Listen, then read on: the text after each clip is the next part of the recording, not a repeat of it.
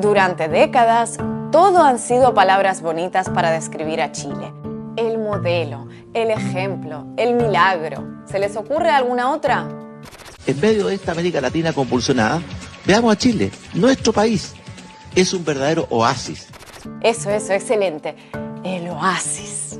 Y de repente, cuando ya parecía que no quedaban más palabras de adulación en el diccionario... Estamos en guerra contra un enemigo poderoso. ¿Qué dijo? ¿Guerra? ¿Guerra?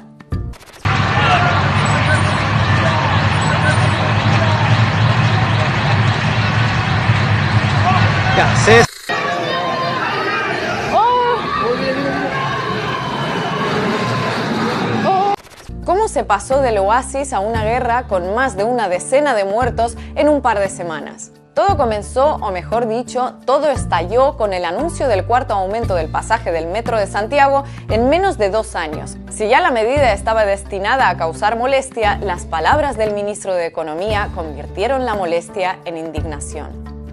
Se ha abierto un espacio para que quien madrugue puede ser ayudado a través de una tarifa más baja. Vamos, no me sean remolones, trabajadores de Chile. Menos quejarse y más madrugar. Los estudiantes comenzaron a protestar entrando en grupo al suburbano sin pagar y el gobierno, que ya le había agarrado el gusto a eso de apagar incendios echando gasolina, quiso atajar el problema vaciando el bidón. Así que movilizó a carabineros y el resultado fue el que era de esperar. ¡Suéltalo, mierda! ¿Qué te pasa, weón? ¡Suéltalo!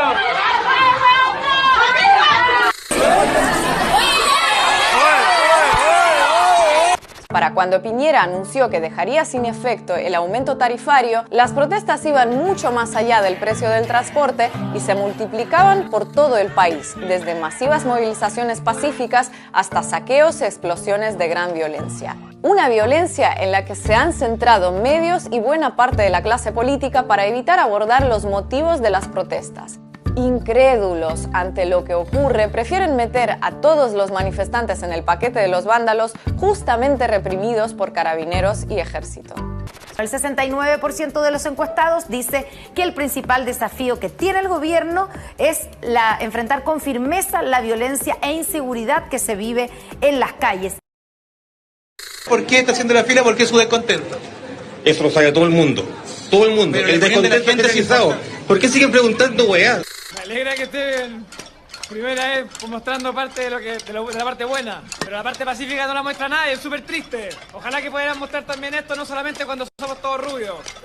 Estamos absolutamente sobrepasados, es como una invasión extranjera, alienígena, no sé cómo se dice, y vamos a tener que disminuir nuestros privilegios y compartir con los demás. Estos grupos que son violentistas, que son grupos delincuentes, que es una delincuencia pura y clara.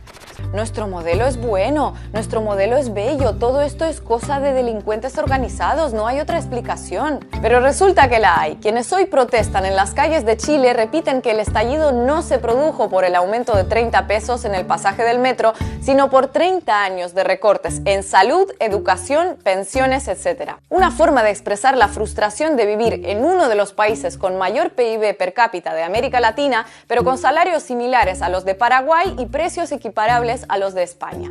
Un país donde el 30% de los ingresos van a parar a manos del 1% de su población, lo que sitúa a Chile entre los 15 países más desiguales del mundo.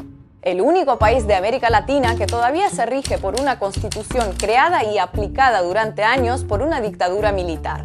El único país del mundo donde el acceso al agua, reconocido por la ONU como un derecho humano, está en manos de privados. Donde el endeudamiento de los ciudadanos para llegar a fin de mes alcanza el 48% del PIB. Entre ellos, miles de estudiantes universitarios que deben acudir a préstamos bancarios para pagar sus matrículas.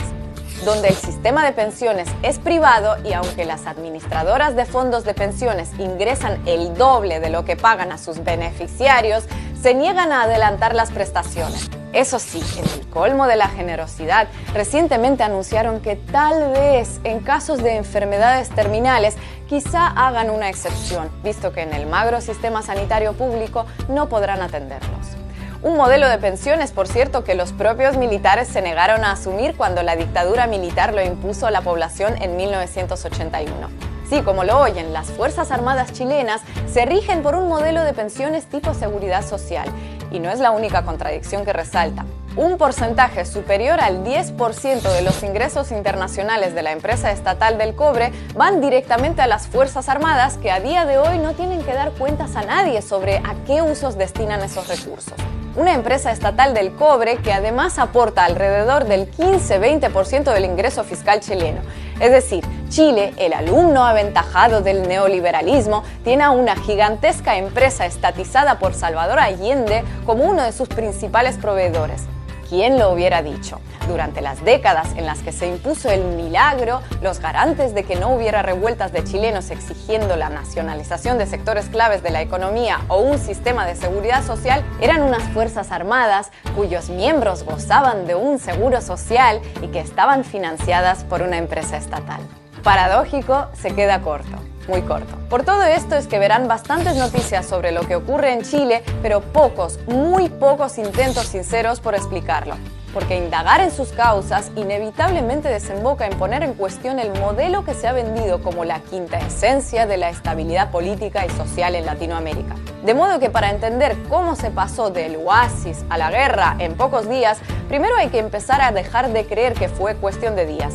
Y segundo, que ese oasis existía realmente.